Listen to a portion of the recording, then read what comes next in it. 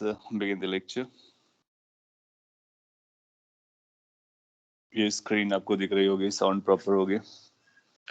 हाँ, ओके। तो हम लोग न्यूटन्स लॉज ऑफ मोशन को और भी डीप में समझने की कोशिश करेंगे। उसके लिए पहले फोर्सेस को समझते हैं। कुछ फोर्सेस आप लर्न कर चुके हो, कुछ फोर्सेस हम लोग आज समझेंगे और फिर न्यूटन्स के लॉज को समझेंगे। So just to wrap things up, अभी समराइज करना, न्यूटन्स लॉज ऑफ मोशन में अपने कुछ फोर्सेस के बारे में पढ़ा है। अब पहले तो फोर्स क्या होता है। जब कभी किसी फोर्स का नाम लिया जाएगा तो एक वेक्टर क्वांटिटी होती है, मैग्नीट्यूड और डायरेक्शन दोनों रिक्वायर्ड रहेगा। इंपॉर्टेंट फोर्सेस में नॉर्मल रिएक्शन फोर्स क्या होता है ये आपने देखा। वेट कैसा होता है, that means force due to gravity क्या होता है वो आपने लर्न किया। स्ट्रिंग में टेंशन क्या चल रहा होता है, वो टेंशन फोर्स को आपने वॉच किया। और presently you are talking about और studying about spring force. So हम लोग स्प्रिंग फोर्स को भी समझेंगे and then we will be using this forces. इसके बाद एक और फोर्स आता है, फ्रिक्शन फोर्स। तो आपके जैसे मॉड्यूल पे दिया गया फ्रिक्शन फोर्स को हम लोगों ने बाद में मॉड्यूल में यूज किया है, तो यहाँ पर भी हम लोग फ्रिक्शन फोर्स को बाद में लर्न कर लेंगे, सो दैट कि इतना लर्न करने के बाद एटलीस्ट हम लोग एक्सरसाइज 1 को हैंडल कर पाए मॉड्यूल का, और अपकमिंग टेस्ट में उसके क्वेश्चंस भी रखे जा सके। सो स्प्रिंग फोर्स को कंप्लीट करेंगे, फिर इसके बाद न्यूटन्स लॉज ऑफ मोशन, उसको पढ़ने के बाद में फ्रिक्शन फोर्स को सेपरेटली डील कर लेंगे। फ्रिक्शन काफी इंपॉर्टेंट फोर्स है, उसको समझना काफी चैलेंजिंग भी है और काफी इंटरेस्टिंग भी है। सो स्प्रिंग फोर्स को मैं रीएलेबोरेट कर देता हूँ क्या होता है।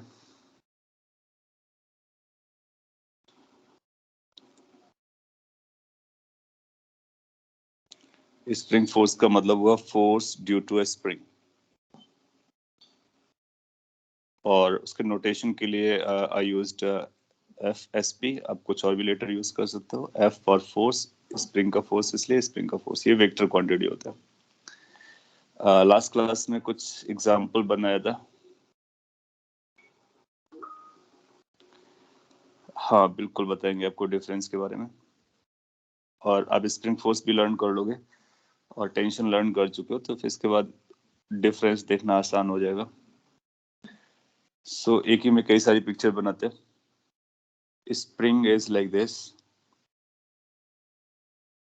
सो लेट्स से कि हमारी स्प्रिंग है और इनिशियली नेचुरल लेंथ पर है, रिलैक्स्ड है, तो इसको बोलेंगे ये रिलैक्स्ड है, और इस लेंथ को नेचुरल लेंथ बोल सकते हैं, L0 से रिप्रेजेंट कर सकते हैं। रिलैक्स कंडीशन में तो स्प्रिंग रिलैक्स्ड है,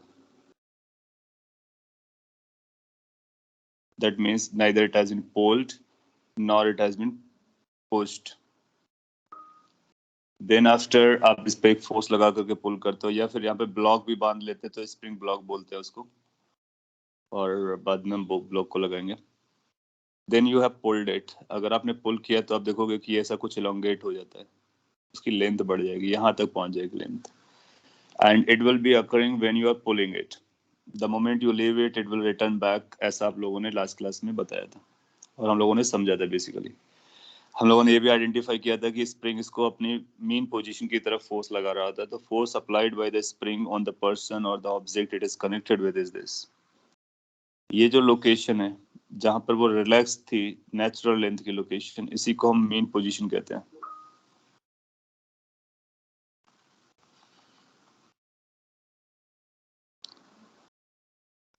दूसरा केस क्या हो सकता है, तो आप इसको पुश कर सकते हो। जब आप इसको पुश करोगे तो कुछ ऐसा अपेयर करेगा, ये पास पास दिखेगा और यहाँ पर आकर के रुक जाएगा।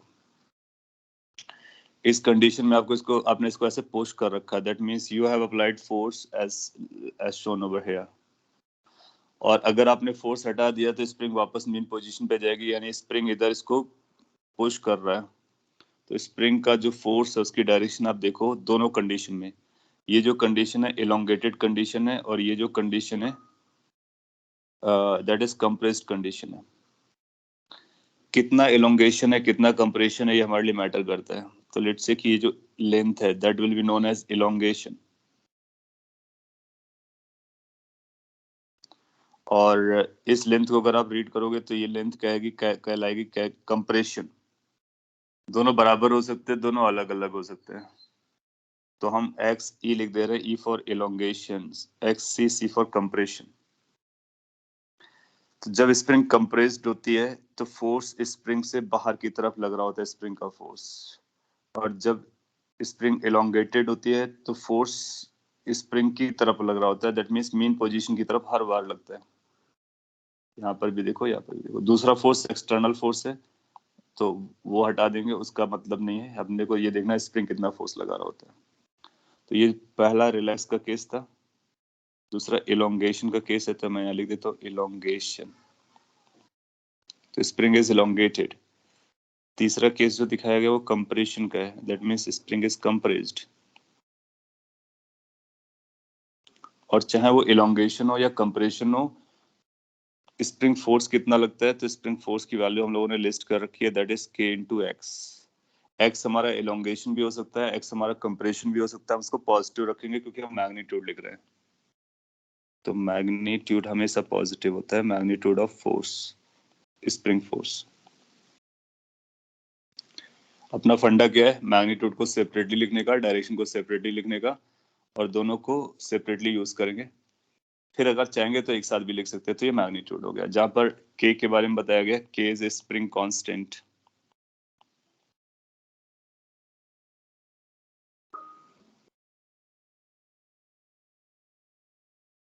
और एक्स क्या है, एक्स है इलोंगेशन और कंप्रेशन।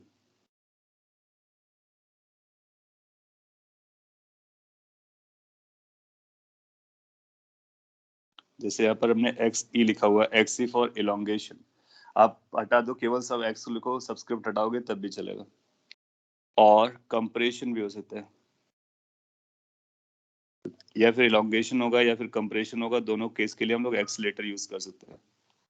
यहाँ पर जस्ट टू से कि दोनों अलग अलग वैल्यूज हो सकती हैं, इसलिए ई और सी लगा दिया गया। और के स्प्रिंग कांस्टेंट, उसका यूनिट भी हम लोगों ने लास्ट क्लास से बात की थी। तो इस तरह से मैग्नीट्यूड अपने को क्लियर हो रहा है। उत्कर्ष को स्क्रीन देखने में इशू है, सो मैं रीशेयर कर रहा हूँ, आप एक बार फिर से रिफ्रेश करेंगे अगर आपको ऐसा इशू परसिस्ट करता है तो।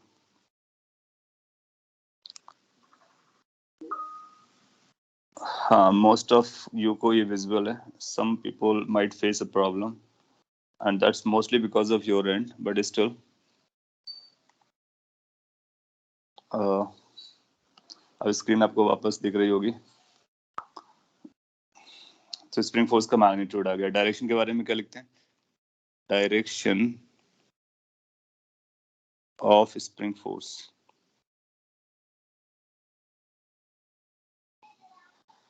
is towards the mean position.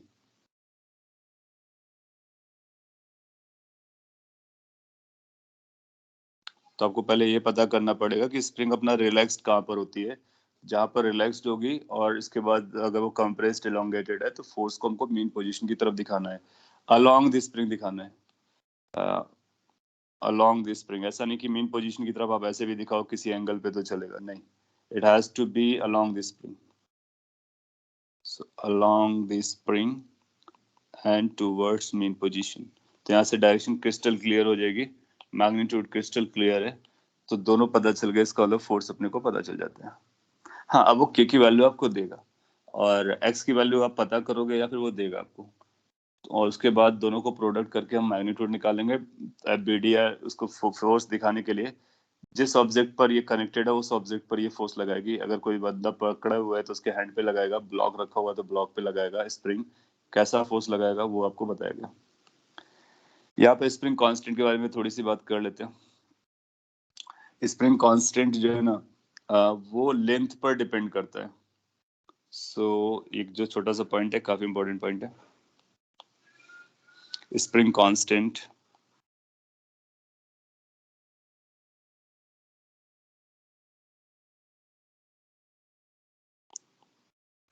Depends on the length of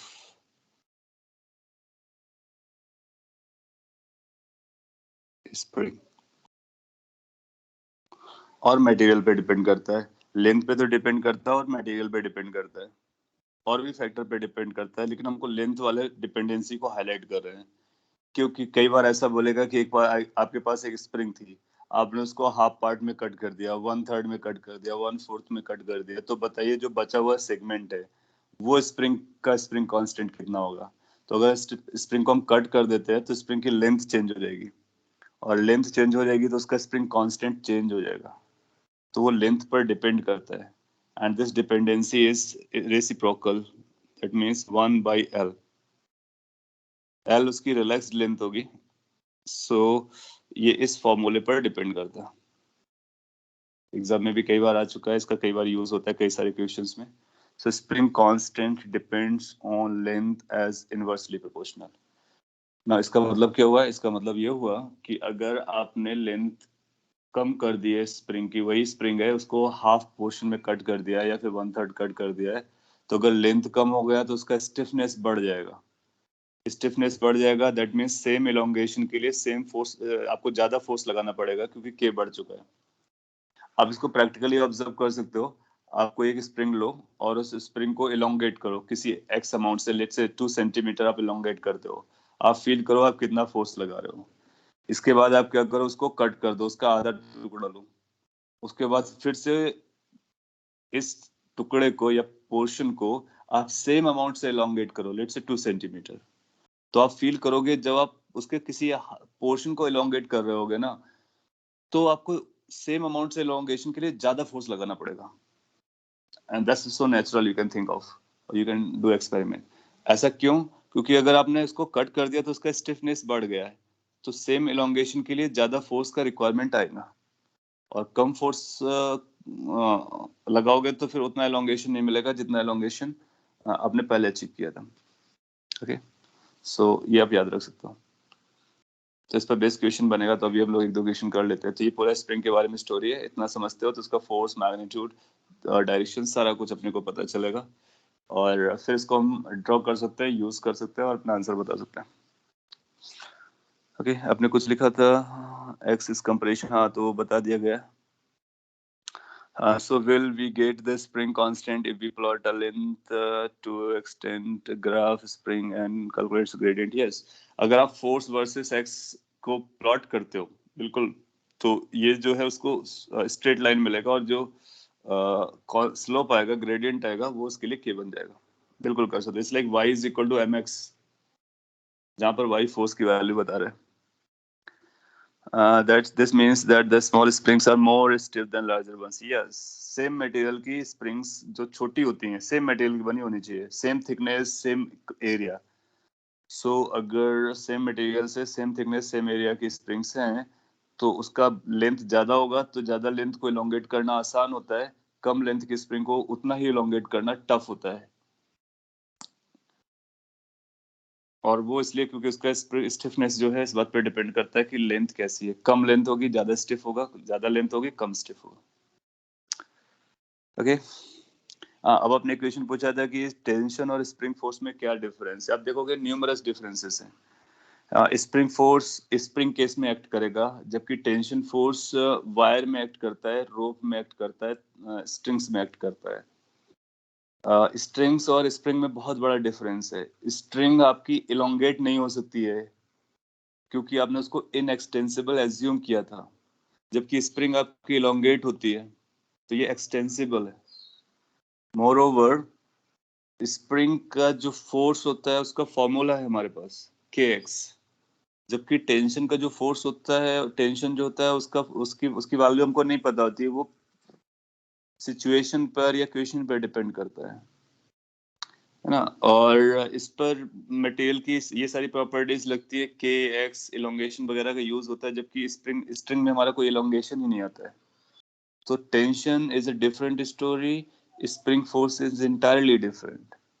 क्यों? क्योंकि स्प्रिंग फोर्स एक्सटेंडेबल ऑब्जेक्ट पर लग रही है, स्प्रिंग पे लग रही है। हाँ, अगर हम स्ट्रिंग को या वायर को या फिर ये जो थ्रेड वगैरह होते हैं उनको हम एक्सटेंसिबल एज्यूम करें, तो फिर ऐसा फॉर्मूला लगेगा। तो स्ट्रिंग और स्प्रिंग सेम जैसे बिहेव करेंगे अगर हम स्ट्रिंग को एक्सटेंसिबल एज्यूम करते हैं तो। लेकिन हम लोगों ने स्टार्टिंग में लिखा था स्ट्रिंग हमारी कैसी है, इनएक्सटेंसिबल, दैट मीन्स उनकी लेंथ नहीं बढ़ सकती, दैट मीन्स उसमें एक्स नहीं आ सकता है। मोर ओवर स्ट्रिंग को हम लोग कंप्रेस नहीं कर सकते हैं, जबकि स्प्रिंग को कंप्रेस कर सकते हैं। So there is n number of differences. You say कि tension is an entirely different force, spring force is an entirely different force, क्योंकि वो अलग अलग चीजों पे लग रहे होते हैं और उनके ओरिजिन्स जो है डिफरेंट है। मैं आपको एक छोटा सा क्वेश्चन देता हूँ और आप उसका पहले आंसर करो, उसके बाद हम लोग आगे बढ़ेंगे। ये न्यूमेरिकल टाइप का मैं दे देता हूँ।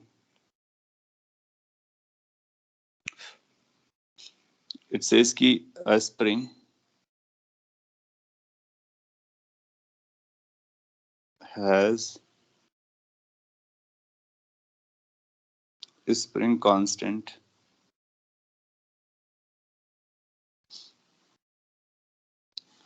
Newton per meter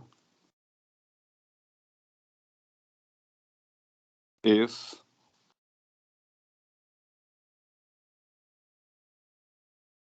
it is cut into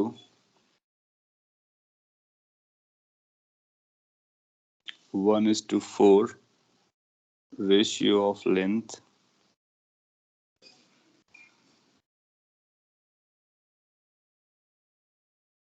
and then a smaller spring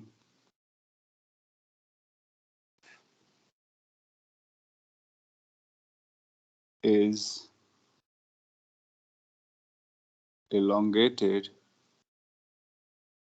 by 5 centimeter, then find force needed for this। ऐसा करने के लिए कितना फोर्स का रिक्वायरमेंट आएगा, कैसा करने के लिए? स्मॉलर स्प्रिंग को 5 सेंटीमीटर से आपको एलोंगेट करना है और उसके लिए कितना फोर्स का रिक्वायरमेंट आएगा, दैट्स द क्वेश्चन। और अपने को स्प्रिंग कांस्टेंट 100 दिया गया था, उसको 1:4 रेशियो में आपने कट किया है, स्मॉलर को यूज किया। तो अपने आंसर्स आना स्टार्ट हुए। एक आंसर 1 न्यूटन है, दूसरा 5 न्यूटन है।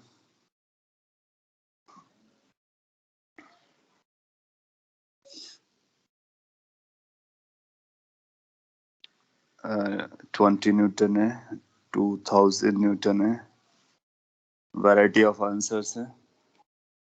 तब देखो कि सिंपल चीज को अगर थोड़ा सा ट्विस्ट करके पूछा जाए तो अलग अलग आंसर्स आते हैं। 2 newton, 20 newton, 5 newton, 1 newton, 1.25 newton, so many answers. Okay, so you need to check कि कहाँ पर आपने मिस्टेक्स की हैं और उनको समझते हैं। आप देखो कि आपके पास जो स्प्रिंग है उसको आपने पुल किया है, तो पुल करने का मतलब है एक साइड टाई करके आप पुल कर रहे हो दूसरी तरफ से, क्योंकि बिना टाई किए आप पुल करोगे तो कोई मतलब नहीं बनता है। तो ये फोर्स निकालना है, कितने फोर्स से आपने पुल करना है। लेट्स से उसकी मेन पोजीशन ये थी, आपने इतना पुल कर दिया तो ये आपका इलोंगेशन हो गया। आप उतना ही फोर्स लगाओगे जितना फोर्स स्प्रिंग लगा रही होगी, क्यों? क्योंकि आप उसको मूव नहीं करा रहे हो, पुल करा रहे हो, तो स्प्रिंग का फोर्स आपके अप्लाइड फोर्स के बराबर होगा। तो आइडिया ये है कि स्प्रिंग का फोर्स जो अपने फोर्स लगाना है वो स्प्रिंग के फोर्स के बराबर है। आपसे पूछा गया ना कितना फोर्स लगेगा, तो कितना फोर्स एफ लगेगा ये बताना है, तो हम बोलेंगे उतना ही फोर्स लगेगा जितना स्प्रिंग का फोर्स है। क्यों? क्योंकि स्प्रिंग मासलेस होती है और अगर कभी भी हम नेट फोर्स निकालेंगे तो नेट फोर्स हमारा आ रहा है एफ माइनस एफ स्प्रिंग, और मासलेस है तो एम इंटू ए, एम जीरो होने की वजह से इन फोर्सेस को बराबर होना होता है। तब इसको याद रख सकते हो कि इस तरह से हमारा ये F equal to F S P के बराबर आएगा। फिर अपने को ये पता करना है स्प्रिंग का फोर्स कांस्टेंट कितना होगा। तो अगर मान लीजिए के है और एक्स है, तो के और एक्स के बराबर हमारा आंसर आ जाएगा, क्योंकि स्प्रिंग का वैल्यू ये होता है। तो हम बोलेंगे कि स्प्रिंग फोर्स की जो वैल्यू होती है वो के इंटू एक्स होती है। अच्छा, लेट से कि ये जो स्प्रिंग है इसका कांस्टेंट के डैश है, तो लेट से के डैश हो गया, या फिर के वन है तो के वन लिख सकते हैं। अब अपने को के वन निकालना है। के वन कैसे निकालेंगे? तो आप देखो आपके पास जो पूरा स्ट्रिंग था इसके लिए के दिया गया था, लेट्स उसके लिए के की वैल्यू 100, उसका नाम के दे देते हैं, और वो 100 न्यूटन पर मीटर था। इसको दो पार्ट में डिवाइड कर रहा हूँ, एक छोटा वाला पार्ट और एक बड़ा वाला पार्ट, यानी 1:4 रेशियो पे। तो जब 1:4 रेशियो पे है तो लेट्स से ये K1 कांस्टेंट हो गया, ये K2 कांस्टेंट हो गया। हमने K1 यूज किया है, क्यों? क्योंकि हमने स्मॉलर सेगमेंट को यूज किया है, तो अपने को K1 चाहिए, K1 लगेगा। अब हम K1 कैसे पता कर सकते हैं उसके बारे में समझ लेते हैं। सो ये 1:4 रेशियो है, तो हम ऐसा बोल सकते हैं कि अगर ये L लेंथ की होगी तो ये 4L लेंथ की होगी, तो 1:4 रेशियो हो जाएगा। तो ओरिजिनल कितने लेंथ की होगी? ये 5L लेंथ की रही होगी, ऐसा बोल सकते हैं, या फिर जिस तरह से आपको अच्छा लगता हो। हमारे पास रूल क्या है कि K लेंथ के रेसिप्रोकल होता है, तो K is inversely proportional to length. तो क्या हम ऐसा लिख सकते हैं कि अगर K डिवाइड बाई K1 किया जाए तो इनके लेंथ के रेसिप्रोकल आएगा, दैट मीन्स ये L डिवाइड बाई 5L जैसा कुछ आएगा। Means what? Meaning is this कि K1 की जो वैल्यू आएगी वो 5K टाइम्स आ जाएगी, और K1 K अपना कितना था? 100, तो ये 500 हो जाएगा। आप देख सकते हो कि जब ये पूरा स्प्रिंग था तो स्प्रिंग कांस्टेंट 100 था, जब इसका 1/4 सेक्शन आपने देखा तो उसका स्प्रिंग कांस्टेंट 500 आ रहा है, मतलब उसका स्टिफनेस बढ़ गया है। अच्छा, अब अपना आंसर क्या आ रहा है? तो हम बोलेंगे इसलिए एफ की जो वैल्यू आएगी वो मैग्नीट्यूड वाइज के इंटू एक्स वन होगी, K1 इंटू एक्स होगी। K1 कितना निकल के है? 500 न्यूटन पर मीटर, SI यूनिट पर है। एक्स को भी हमको SI पे रखना है, तभी हमको न्यूटन मिलेगा। तो एक्स इज 5 सेंटीमीटर, तो 5 divide by 100 metre. So these many newton should be the force. So you'll find कि सब जीरोस कैंसिल हो गए, 5 और 5 मिलकर के 25 न्यूटन आ गए। इसको मतलब ऐसा करने के लिए आपको कितना फोर्स की रिक्वायरमेंट आएगी? 25 न्यूटन। ना यू सी कि आपने जो किया उसमें कहाँ कहाँ पर मिस्टेक्स आई हैं, उनको आइडेंटिफाई करो और रिमूव करो।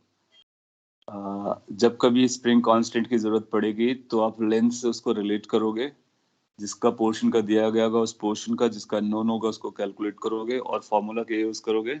1/लेंथ और के आपस में प्रोपोर्शनल होते हैं। ओके, री एक्सप्लेन करना है, मैं एक्सप्लेन करता हूँ, आप ध्यान से ऑब्जर्व कीजिए, सोल्यूशन भी क्वेश्चन भी, और फिर आगे बढ़ेंगे। ये बोलता है कि एक स्प्रिंग है जिसका स्प्रिंग कांस्टेंट आपको दिया था, तो ये स्प्रिंग है जिसका स्प्रिंग कांस्टेंट 100 न्यूटन पर मीटर दिया गया था। फर्दर लिखता है, क्या लिखता है? If it is cut into 1:4 ratio of length, तो इसकी लेंथ के हिसाब से आपने इसको 1:4 में कट कर दिया, तो ये 1 और ये 4। सो ये हमारे पास छोटा सा सेगमेंट है और ये बड़ा वाला सेगमेंट है। लेट्स इसकी लेंथ L है, तो मैंने लेंथ इसकी छोटे वाली की लेंथ को L पकड़ा है। आप चाहो तो इसको भी L पकड़ सकते हो, कोई फर्क नहीं पड़ता है। तो अगर इसको हम L लेंगे तो ये कितना हो जाएगा? 4L। क्यों? क्योंकि इन दोनों की लेंथ का रेशियो 1:4 आना चाहिए, तो ये 1:4 हो गया, L इन 4L। अगर ये L और 4L का था, इसका मतलब ओरिजिनल स्प्रिंग कितने लेंथ की रही होगी? 5L की रही होगी, तो इसकी भी लेंथ अपने को पता चल गई, इसकी भी लेंथ पता चल गई। अब आगे क्या बोलता है? And then smaller spring, that means जो छोटी वाली स्प्रिंग है उसको यूज इलोंगेट करते हो 5 सेंटीमीटर से। तो अब ये छोटी वाली स्प्रिंग को लेकर के आप इलोंगेट कर रहे हो। इलोंगेट करने के कई सारे तरीके होते हैं, एक एंड उसको फिक्स करके दूसरे एंड को पुल कर लो, या फिर दोनों एंड को पुल कर लो, उसके बारे में भी मैं भी बताता। तो यहाँ पर एक को फिक्स करके दूसरे को आपने पुल किया है, छोटी वाली स्प्रिंग को, तो इसका स्टिफनेस कितना है? K1, तो K1 रखेंगे। कितने से इलोंगेट किया? 5 सेंटीमीटर से, तो x हमारा 5 लगेगा, जिसको हम बाद में x को 5 यूज करेंगे। Then find the force needed for this. Needed for this means for elongating the छोटा वाला स्प्रिंग। तो हम लोगों ने कैसे सॉल्व किया? हम लोगों ने कहा कि छोटा वाला स्प्रिंग का अगर स्प्रिंग कांस्टेंट K1 है और इसको आप इलोंगेट करना चाहते हो x से, तो स्प्रिंग फोर्स कितना लगेगा? K1x। और ये तो स्प्रिंग फोर्स होगा। आपने कितना फोर्स लगाना है? तो आपने वही फोर्स लगाना है जो स्प्रिंग फोर्स होगा। क्यों? क्योंकि स्प्रिंग मासलेस होती है, और अगर हम स्प्रिंग का एफबीडी बनाएंगे और टोटल फोर्स लिखेंगे तो force is equal to mass into acceleration लिखना पड़ेगा, और जिसका मास ही नहीं है तो उस पर टोटल फोर्स कैसा रहता है? 0 रहता है। और या वैसे भी समझ सकते हो कि यहाँ पर जितना फोर्स स्प्रिंग पुल करने में लग रहा होगा उतना ही फोर्स ये भी इसको पुल करने में लगा रहा होगा। तो पॉइंट इज कि स्प्रिंग का फोर्स एक्सटर्नल फोर्स के बराबर होगा। आपसे कौन सा फोर्स पूछा गया था? एक्सटर्नल पूछा गया था, एफ बताना था, और एसपी के बारे में आपको पता था। तो यहाँ से दोनों इक्वेशन से अपने को ये पता चल गया कि एफ की जो वैल्यू होगी वो k1x के बराबर आ गई। अच्छा, एक्स तो अपने को पता है, कोई हमको k1 बताएगा तभी तो काम चलेगा। k1 कैसे निकालना है? k1 के लिए डायरेक्टली इसको 100 को नहीं यूज करना, वरना रॉन्ग हो जाएगा, क्योंकि 100 तो इसका है, और हम जानते हैं कि स्प्रिंग कांस्टेंट जो होता है वो लेंथ पर डिपेंड करता है। सो हम जानते हैं कि इनवर्सली प्रोपोर्शनल टू लेंथ होता है। तो अगर हम k अपॉन k1 करेंगे तो लेंथ ऑफ k वाली नीचे रहेगी, k1 की लेंथ ऊपर चली जाएगी। 1 बाई लेंथ होता है, तो रेसिप्रोकल है। अच्छा, लेंथ ऑफ k कितना है? 5l है, और लेंथ ऑफ k1 कितना है? l है, तो इसलिए l बाई 5l कर देंगे। तो वहां से अपने को k1 की वैल्यू 5 की मिल जाएगी। दैट मीन्स ये छोटा वाला स्प्रिंग का कांस्टेंट जो आएगा ना, बड़ी वाली स्प्रिंग के टोटल स्प्रिंग के 5 टाइम्स होगा, 5 टाइम्स होगा। अब देखो ना कितने बड़े फैक्टर से बढ़ जाता है। तो इस ये बहुत ज्यादा स्टिफ हो गई है, तो 500 हो गया। और x अपने को पता था, 5/100 लिखेंगे मीटर में, क्योंकि ये न्यूटन पर मीटर है और ये मीटर आएगा तभी वो कैंसिल आउट होगा, metre metre. You know the unit and dimensions. तो आंसर अपना कितना हो जाएगा? 25 न्यूटन। कैलकुलेशन आपको समझ में आनी चाहिए, और जिस तरह से एक्सप्लेनेशन किया उसको भी समझ में आना चाहिए। तो इस तरह से आप स्प्रिंग फोर्स को रियलाइज कर सकते हो कि एक्ट करता है, मैग्नीट्यूड कितना है, और उसको हम पता कर सकते हैं। Okay, so this is about spring force, और उसके बारे में अभी हम लोग स्प्रिंग फोर्स को और भी आगे यूज करेंगे। बट आपको याद रखना है स्टिफनेस, स्टिफनेस का लेंथ के साथ रिलेशन, दूसरा उसकी डायरेक्शन ऑफ एक्शन, और मैग्नीट्यूड फोर्स का। सो अब हम लोग स्प्रिंग फोर्स भी समझ चुके हैं, टेंशन भी, ग्रेविटेशन भी, नॉर्मल रिएक्शन भी। अब हमारा पर्पस है फ्री बॉडी डायग्राम को। तो हम लोग फ्री बॉडी डायग्राम को समझते हैं, और कुछ केसेस में फ्री बॉडी डायग्राम को सही से प्लॉट करना सीखते हैं। जो लास्ट क्लास में आपने देखा था, आपके पास कुछ इश्यूज थे, उनको सॉर्ट आउट किया था। उसी चीज को हम लोग थोड़ा सा और स्ट्रेंथन करेंगे, और एफबीडी जैसे ही बनना स्टार्ट होगा, फिर वेक्टर को यूज करके हम एनएलएम के सारे इक्वेशंस को कर पाएंगे। सो लेट्स से कि हम लोग नया हेडिंग लिख देते हैं, और इस फ्री बॉडी डायग्राम के बारे में थोड़ा सा डिटेल में पढ़ लेते हैं। FBD, which is called free body diagram.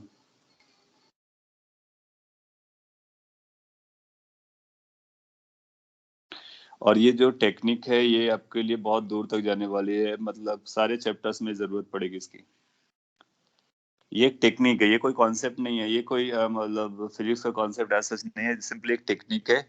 जिस टेक्निक से हमारी लाइफ इजी हो जाती है, हम इजिली आइडेंटिफाई कर लेते हैं कौन कौन से फोर्सेस लग रहे हैं, और एफ नेट कैलकुलेट करने में हेल्प होता है। तो शॉर्ट में अगर लिखना चाहें तो कुछ ऐसा लिख सकते हैं, इट इज अ टेक्निक और method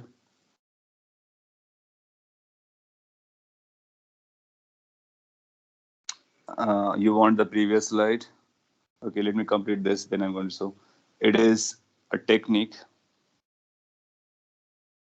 using which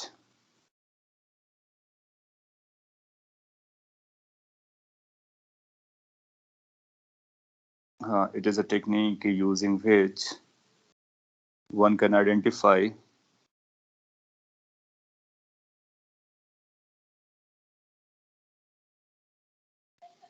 all the forces acting on a system or object. किसी ऑब्जेक्ट या किसी सिस्टम पे लगने वाले सारे फोर्सेस को आइडेंटिफाई करने की एक टेक्निक है। और जब कभी हम F equal to M A लगाते हैं, तो F उस ऑब्जेक्ट पर या सिस्टम पर लगने वाला टोटल फोर्स होता है, इसी को हमको आइडेंटिफाई करना होता है।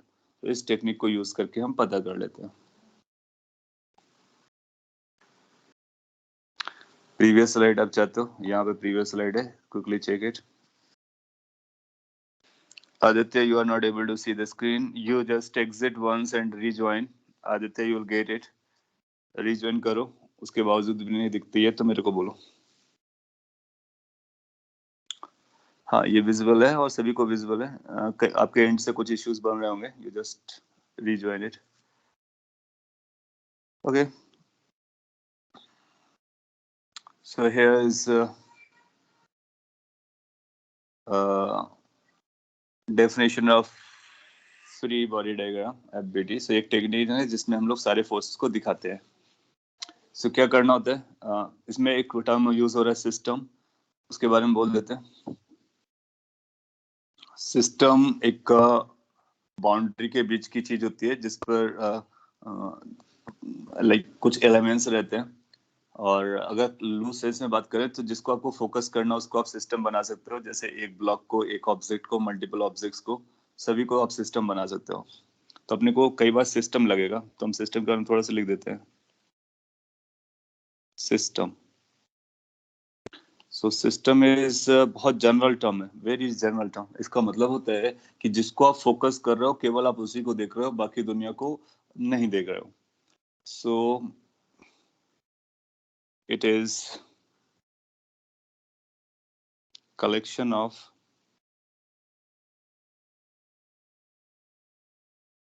elements.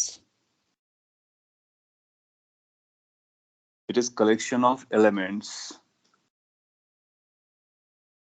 inside a boundary. एक बाउंड्री के अंदर जो भी एलिमेंट्स का कलेक्शन है, उन पूरे कलेक्शन को हम लोग सिस्टम कहते हैं। और बाउंड्री कैसी हो सकती है? Boundary physical boundary, real boundary या हाइपोथेटिकल बाउंड्री हो सकती है। तो फिजिकल भी हो सकती है और इमेजिनरी भी हो सकती है बाउंड्री। इमेजिनरी और फिजिकल, कैसी बाउंड्री होगी चलेगा। जैसे कि मैं आपको बताता, पहले आप ये समझ लो, ये बेसिक चीजें हैं, आपके लॉन्ग टर्म पे काम करेंगे। So it is a collection of elements inside a boundary, और उसको हम सिस्टम कहते हैं। सो एक बाउंड्री होगी जो हाइपोथेटिकल हो सकती है। हाँ, हम अभी एग्जांपल के बारे में बात करेंगे, एग्जांपल से बताएंगे। तो एक बाउंड्री हो सकती है, उसके इनसाइड में जितने भी एलिमेंट, जितने भी पोर्शंस है, जो भी है, उसको हम एलिमेंट्स कहते हैं। उन्हीं एलिमेंट्स का कलेक्शन होता है। बाउंड्री फिजिकल बाउंड्री हो सकती है और हाइपोथेटिकल बाउंड्री भी हो सकती है। उस बाउंड्री के अलावा जो भी है वो सारा कुछ सराउंडिंग कहलाता है। तो जैसे कि सपोज कर लीजिए, एग्जांपल से बताता है, जो लास्ट क्लास में एक एग्जांपल हम लोगों ने डील किया था कि लेट्स से एक ये ब्लॉक है, कोई भी एग्जांपल आप पिक कर सकते हो। लेट्स से एक ये ब्लॉक है और एक ये ब्लॉक है, इसको आपने स्ट्रिंग से टाई कर रखा है और आपने इसको स्ट्रिंग से टाई कर रखा है, और ये बाउंड्री है। ब्लॉक्स हो सकते हैं, कार्स हो सकते हैं, anything can be there inside, like so let's say ये M1 है और ये M2 है। अब आप इस पे आप सिस्टम चूज करना चाहते हो, तो सिस्टम के लिए लेट से अगर आपने M2 को सिस्टम बोला है, M2 को सिस्टम, तो आप M2 की बाउंड्रीज को देखोगे। That means this thing, this is your system. So when you are considering M2 as your system, तो that means anything and everything that is inside this boundary. अब यहाँ पर ये फिजिकल बाउंड्री है, तो M2 की ये जो बाउंड्रीज है ना, ये हमारे लिए सिस्टम हो गया। इसमें ये जो मटेरियल है वो सिस्टम का पार्ट हो गया, और बाकी चीज जो आउटसाइड की है वो हमारे लिए सिस्टम नहीं है, वो हमारे लिए सराउंडिंग है। तो उसको हम लोग सराउंडिंग बोलेंगे। आप ऐसा भी कर सकते हो कि आप अपना सिस्टम M1 को चूज कर लो। तो अगर आपने सिस्टम M1 को चूज किया तो M1 की बाउंड्रीज क्रिस्टल क्लियरली है, फिजिकल बाउंड्रीज हैं, दिख रही हैं। आप ऐसा भी कर सकते हो कि M1 और M2 को एक साथ चूज कर लो, ऐसी बाउंड्रीज इमेजिन कर लो, ये सिस्टम हो गया। अगर आपने इसको सिस्टम बोला तो इस सिस्टम के कौन कौन से एलिमेंट है? M1 उसका एलिमेंट है, M2 है, और ये स्ट्रिंग है, ये इसके एलिमेंट्स हो गए। और जबकि ये ऊपर वाला स्ट्रिंग अभी उस सिस्टम का पार्ट नहीं है, तो ये एक्सटर्नल हो गया, बाहर की कहानी हो गई, तो सराउंडिंग हो गया। आप चाहो तो इस स्ट्रिंग को भी अपने उस पे ले सकते हो, तो इतना पोर्शन अपना सिस्टम बना सकते हो। तो ऊपर वाला स्ट्रिंग हो गया, नीचे वाला स्ट्रिंग हो गया, दोनों ब्लॉक्स हो गए, ये सिस्टम हो गया। तो system is just like any boundary that you can imagine. आप ऐसा भी कर सकते हो कि इस स्ट्रिंग का छोटा सा पोर्शन कंसीडर करो, बोलो ये हमारा सिस्टम है। तो केवल इतना स्ट्रिंग जो अंदर है वही सिस्टम का पार्ट होगी, बाकी स्ट्रिंग बाहर हो जाएगी, सराउंडिंग का पार्ट हो जाएगी। तो उस सिस्टम को हम ड्रॉ करेंगे तो केवल इतना ड्रॉ करेंगे, और फिर देखेंगे कौन इसको पुल कर रहा है, कौन पुश कर रहा है, क्या चल रहा है। So system is just like any boundary that is your interest upon, और उस बाउंड्री को आप क्रिएट करते हो। उसके इनसाइड की चीजें आपके लिए इंटरनल होती हैं, और उस बाउंड्री के बाहर वाली चीजें आपके लिए एक्सटर्नल होती हैं। और वो कुछ भी हो सकता है, जैसे कि और भी एग्जांपल्स दें, क्लासरूम चल रहा है तो आप क्लासरूम को, अगर आप क्लासरूम को सिस्टम पकड़ते हो तो anything and everything inside the classroom, सारे कुछ उसके पार्ट है, जैसे कि स्टूडेंट्स, बेंचेस, टीचर, और जो भी इंफ्रास्ट्रक्चर इनसाइड है सारा सिस्टम है। लेकिन क्लासरूम के बाहर सराउंडिंग हो गया। आप चाहो तो ये पूरे औरंगाबाद भी एक सिस्टम मान लो, तो औरंगाबाद एक सिस्टम है, तो anything and everything outside Aurangabad is surrounding. आप चाहो तो पूरे महाराष्ट्र को सिस्टम ले सकते हो, पूरे इंडिया को सिस्टम ले सकते हो, पूरे वर्ल्ड को सिस्टम ले सकते हो, पूरे यूनिवर्स को सिस्टम ले सकते हो। So system can be consider from a tiny particle to the entire universe. किसको लेना है इस टोटली योर चॉइस। लेकिन जिसको आपने सिस्टम लिया है उसके बाहर वाली चीजें कितना फोर्स लगा रही हैं, ये अपने को देखना होता है। Getting my point. और उसके बेसिस पर हम सिस्टम पहले डिफाइन करते हैं, तभी तुमको पता चलता है ना किस पर फोर्स लगा रहे हैं। अगर हमको M1 को देखना है तो M1 हमारा सिस्टम है, बाकी चीजें हैं उस पर फोर्स लगा रही होंगी, जो लगा रही होंगी कॉन्टेक्ट नॉन कॉन्टेक्ट, उसको हम वॉच करेंगे। सिस्टम के अलावा जो होता है वो सराउंडिंग होता है। तो जैसे कि अगर हमने ये बाउंड्री बनाया तो ये हमारे लिए सिस्टम हो गया, आउटसाइड को हम बोलेंगे सराउंडिंग।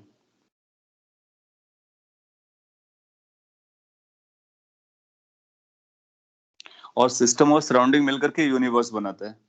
तो system plus surrounding will form universe. मतलब सिंपली ये है कि अगर आपने सिस्टम चूज कर लिया तो उसके बाद जो भी यूनिवर्स में है सारा का सारा सराउंडिंग है। तो surrounding is basically universe minus system. तो सिस्टम को हटा करके जो भी है वो सारा को सराउंडिंग माना जाता है। ओके, ये मैंने बहुत ब्रॉडर सेंस में बताया, आगे भी चल करके हम इसको जब भी यूज करेंगे तो वो कई बार हम सिस्टम नाम नहीं लेते हैं, हमारे पास ऑब्वियस होता है। सपोज कर लिया हमारे पास एक ब्लॉक है, एक ही ब्लॉक है, तो ऑब्वियस है कि हम इसी ब्लॉक को सिस्टम पकड़ रहे हैं। जब मल्टीपल ब्लॉक्स होते हैं तो हम क्लियर करते हैं कि हमको किसको सिस्टम लेना है, किसको नहीं लेना है, कब लेना है, कैसे लेना है, ये आप ओवर द टाइम लर्न करोगे। बट जिसको भी लोगे उसके लिए हम एफबीडी बना सकते हैं। तो उसकी हम बाउंड्रीज बनाएंगे, उस पर कौन बाहर वाले फोर्स कितने लगा रहे हैं वो देखेंगे, बाहर वाले फोर्स कितना लग रहा है वो देखेंगे, अंदर वाले फोर्स नहीं लगेंगे क्योंकि अंदर वाले फोर्स इंटरनल फोर्स हो जाएंगे, और इंटरनल फोर्सेस का सम हमेशा जीरो रहता है। अभी हम लोग एग्जांपल पकड़ेंगे, तो उसमें और भी हम सिस्टम को हाईलाइट करते रहेंगे और बाद में ऑब्वियस हो जाएगा। आपने लिखा so system will depend on the question. Yes, it will depend on the question कि क्या पूछा गया, जिस पर आपको फोकस करना है उसको आप सिस्टम पकड़ोगे और उसके हिसाब से उसको सॉल्व करोगे। I have usually heard that terms closed open system etc। हाँ बिल्कुल टर्म्स आते हैं इसमें, और भी आगे कहानी है। कुछ क्लोज सिस्टम होते हैं, कुछ ओपन सिस्टम होते हैं, कुछ आइसोलेटेड सिस्टम होते हैं। उनकी भी अपनी कहानियां हैं और उसको हम लोग थर्मोडायनेमिक्स में डिटेल में पढ़ने वाले हैं। यहाँ पर ओपन और क्लोज वाला कोई खास रोल नहीं आएगा। और अगर आप लूज सेंस में समझना चाहो तो ओपन का मतलब वो होता है कि जो अंदर से मटेरियल बाहर चला जाए, बाहर से मटेरियल अंदर चला है, तो वो ओपन सिस्टम होता है। मतलब मटेरियल ट्रांसमिट हो सके बाउंड्री के इधर उधर, तो उसको ओपन सिस्टम कहते हैं। और क्लोज सिस्टम क्या होता है कि मटेरियल बाहर नहीं जा सके, तो उसको क्लोज सिस्टम कहते हैं। आइसोलेटेड कहते हैं जिसको एनर्जी भी अंदर बाहर ना जा सके। तो वो सारी डेफिनेशन जब एनर्जी पढ़ेंगे तब जरूरत पड़ेगी, उस समय देखेंगे। अभी अपने लिए एक सिस्टम है, एक बाउंड्रीज है, वो क्लोज ओपन आइसोलेटेड कैसा भी हो सकता है। And what is going inside we need to see that, और बाहर से लगने वाले क्या फोर्सेस है उनको देखना है, फिर सिंप्लीफाई करना है। The system is only used in tension. System आप कभी भी यूज कर सकते हो। इनफैक्ट पूरे आगे आने वाले पूरे फिजिक्स में हमको सिस्टम हर जगह यूज करना पड़ेगा। हम किसके बारे में देख रहे हैं, क्या हम अभी से पहले भी देख रहे थे। सपोज के लिए आप पढ़ रहे थे कार की स्पीड बताइए, तो car use to be your system, bike use to be your system, plane use to be your system, motor, या फिर ये सोच लो बोट वाले क्वेश्चन किए थे तो बोट पर फोकस करते थे, बोट वॉज योर सिस्टम। सो उसको हम हाईलाइट नहीं करते थे, बट इनडायरेक्टली अपने को पता रहता है कि हम बोर्ड को फोकस कर रहे हैं। तो रिवर देखा था तो रिवर हमारा एक सिस्टम था। तो जिसको हम ड्रॉ कर रहे हो तो वो हमारा सिस्टम होता है, बाकी हमारे लिए सराउंडिंग्स रहती हैं। और उसकी बाउंड्री कैसी हो सकती है, बाउंड्री रियल हो सकती है और इमेजिनरी हो सकती है। जैसे कि अगर हमने यहाँ पर आधा पोर्शन स्ट्रिंग का कंसीडर किया, इसका मतलब ये इमेजिनरी बाउंड्री हम लोग कंसीडर कर रहे हैं, इमेजिन कर रहे हैं, जबकि ब्लॉक की अपने फिजिकल बाउंड्रीज हैं। समझ में आ गया होगा। अच्छा, हम एफबीडी के बारे में बात कर रहे हैं, एफबीडी को थोड़ा सा और हाईलाइट करते हैं। एक टेक्निक है जिसमें किसी सिस्टम पर या किसी ऑब्जेक्ट पर लगने वाले सारे फोर्स को दिखाया जाता है, सारे फोर्सेस को दिखाया जाता है। और दिखाने का तरीका क्या होगा, आप उस ऑब्जेक्ट को ड्रॉ कर लो और उस ऑब्जेक्ट पे फोर्स दिखा दो। अगर आप ऑब्जेक्ट को ना भी ड्रॉ करो तो उस ऑब्जेक्ट को पॉइंट जैसा बना दो और पॉइंट पर फोर्स दिखा दो, तब भी चलता है। तो उसको हम एफबीडी बोलेंगे। जैसे कि हम आपको एग्जांपल देते हैं।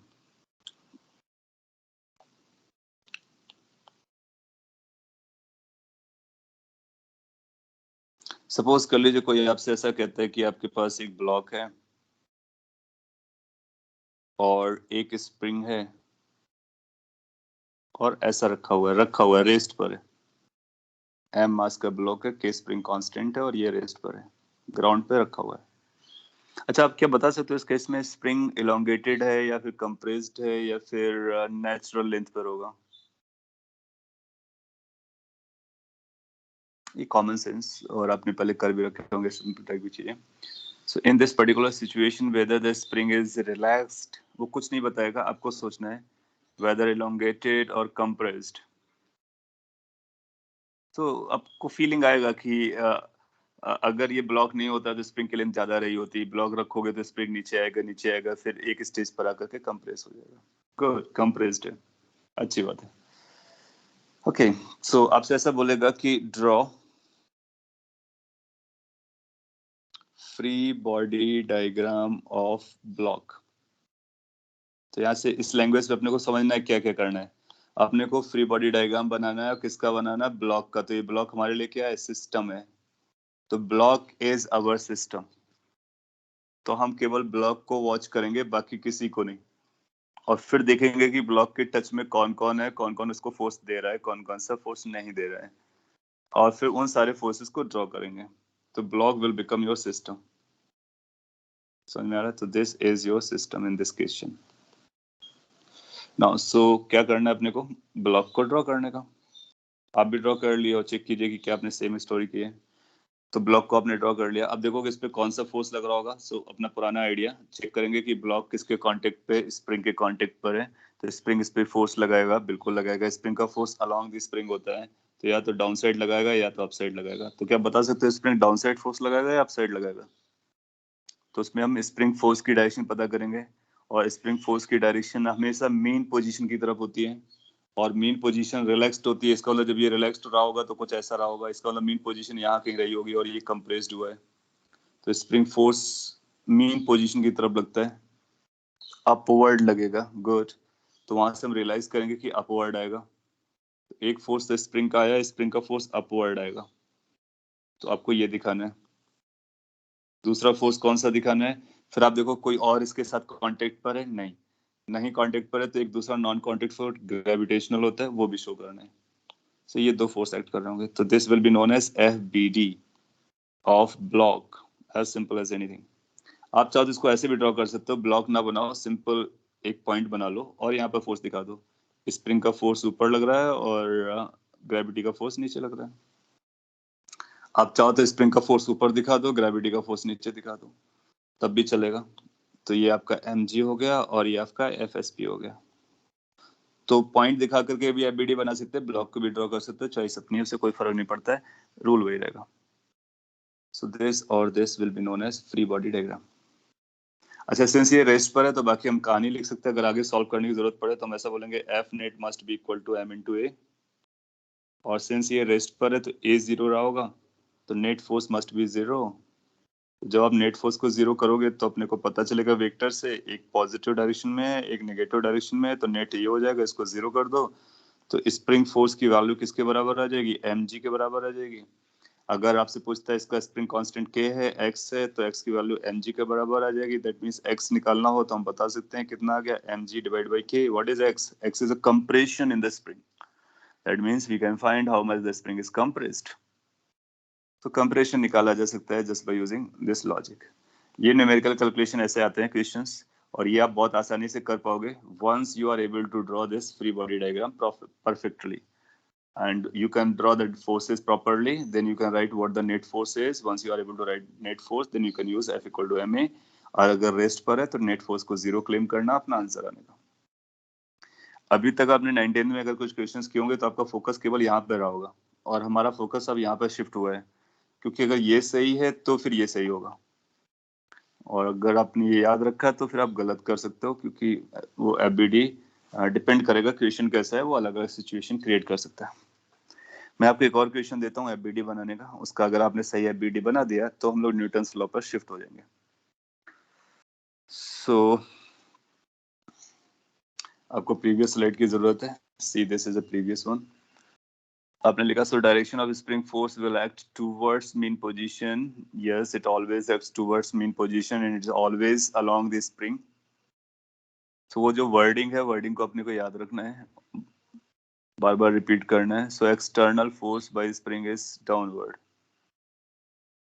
नो। सी यहाँ पर आपका सिस्टम था, मैं फिर एक बार फिर से बोलता हूँ, सिस्टम था कौन, ब्लॉक, और ब्लॉक पर लगने वाले फोर्स चाहिए, तो अपने को ये चाहिए था स्प्रिंग ब्लॉक पर कैसा फोर्स लगाएगा। तो स्प्रिंग ब्लॉक पर कैसा फोर्स लगाता है वो हमने स्प्रिंग फोर्स में लर्न किया। स्प्रिंग कैसा फोर्स लगाता है, स्प्रिंग हमेशा अलोंग द स्प्रिंग लगाता है और टूवर्ड्स मीन पोजीशन लगाता है। ये स्प्रिंग लगाता है फोर्स जिससे कनेक्टेड होता है। इसी चीज को यहाँ पे कॉपी करो। आप बोलोगे कि सिंस आपको रियलाइजेशन हुआ कि ये इसका मीन पोजीशन यहाँ कहीं रहा होगा, रिलैक्स पोजीशन, और आपको ये पता चला है कि ये डाउनवर्ड आया, कंप्रेस्ड हुआ है एक्स अमाउंट से, तो स्प्रिंग का फोर्स कैसा लगेगा। स्प्रिंग का फोर्स स्प्रिंग के अलोंग लगता है और उस दिशा में लगता है, उस डायरेक्शन में लगता है जिस डायरेक्शन में मीन पोजीशन दिख रही होती है। तो इसलिए स्प्रिंग का फोर्स अपवर्ड डायरेक्शन में लगेगा। और हमने को ये देखना है कि ब्लॉक पर कौन कौन से फोर्स लग रहे हैं। तो ब्लॉक पर एक स्प्रिंग का फोर्स लग रहा है, इसलिए हमने को स्प्रिंग का फोर्स दिखाना है। हम स्प्रिंग पर लगने वाला फोर्स नहीं देख रहे हैं कि स्प्रिंग पर कितना लग रहा है, क्योंकि हमारा सिस्टम स्प्रिंग नहीं है, हमारा सिस्टम ब्लॉक है। अगर हमारा सिस्टम स्प्रिंग बनेगा तो हम स्प्रिंग पर ब्लॉक कितना फोर्स लगा रहा होगा वो चेक करेंगे, और वो उसके अपोजिट आएगा, बिल्कुल अपोजिट आएगा। सो किस पर फोर्स को ड्रॉ करना है ये बहुत इंपॉर्टेंट है, और कौन अप्लाई कर रहा है वो जानना हमारे लिए बहुत जरूरी है। तभी हम लोगों ने पढ़ा force applied bye spring on the block. Okay, I am going to provide one more question to you to draw the free body diagram. If you are able to draw it perfectly correct, it will be good for you and for me as well. So, let's say कि बहुत simple question pick करते हैं, बहुत ज़्यादा tough नहीं रहेगा, but forces आपको draw करने होंगे। मे बी लाइक दिस कि अपने पास ये ग्राउंड है और यहाँ पर एक वॉल है, एक यहाँ पर भी वॉल लगी हुई है।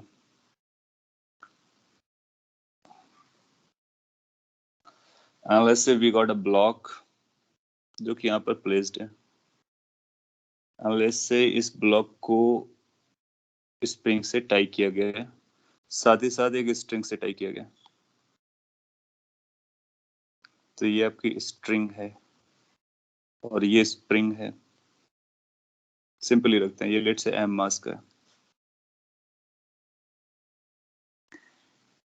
ओके, थोड़ा सा ऐड करेंगे तो कोई बुराई नहीं है।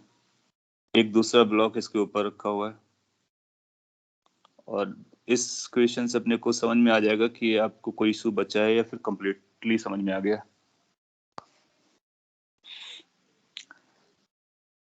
आपसे क्वेश्चन कहता है ड्रॉ फ्री बॉडी डायग्राम। तो अगर केवल इतना ही लिखा है ड्रॉ एफबीडी, इसका मतलब इसका कुछ भी मतलब नहीं। किसका ड्रॉ करना है, क्या M1 का या M2 का या स्प्रिंग का या स्ट्रिंग का या वॉल का या ग्राउंड का, किसका ड्रॉ करना है। सो अपने पास बहुत सारे क्वेश्चंस हैं, वो अपने को क्लेरिफाई करेगा किसको ड्रॉ करना है। तो उसको ड्रॉ करना है तो ड्रॉ एफबीडी ऑफ M1। इसका मतलब हमारा सिस्टम क्या रहेगा, M1 के अलावा जो भी है वो सारा कुछ सराउंडिंग है। तो M1 पर लगने वाले फोर्स आपको बताने हैं।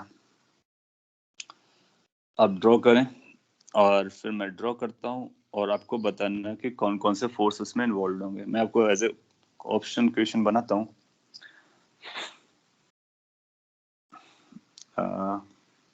एनीवे, ऑप्शंस अगर मैं बनाऊं तो कुछ ऐसे बना सकता हूँ। लगने वाले फोर्स, क्या उस पे स्प्रिंग फोर्स लगेगा। दूसरा, क्या उसमें टेंशन एक्ट करेगा।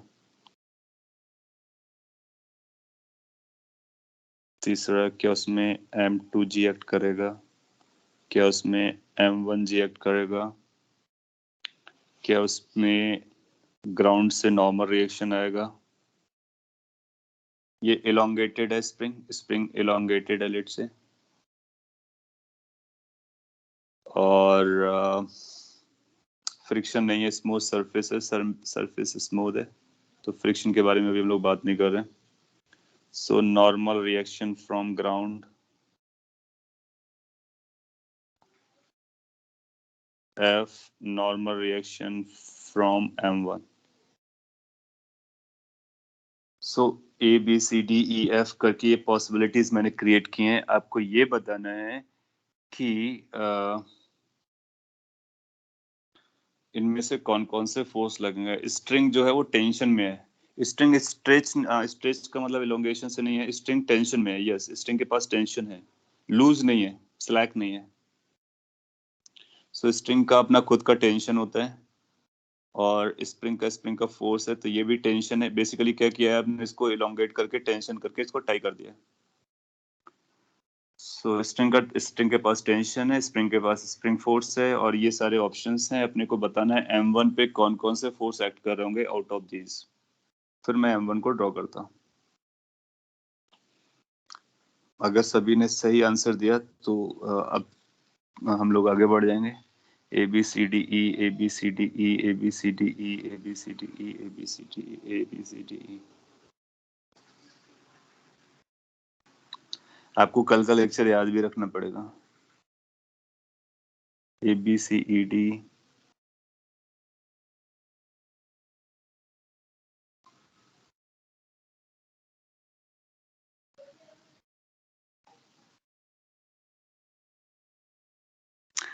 ओके, बहुत कुछ सीखना जरूरी है आपको. अभी तक सभी ने सी को इनकॉर्पोरेट किया है.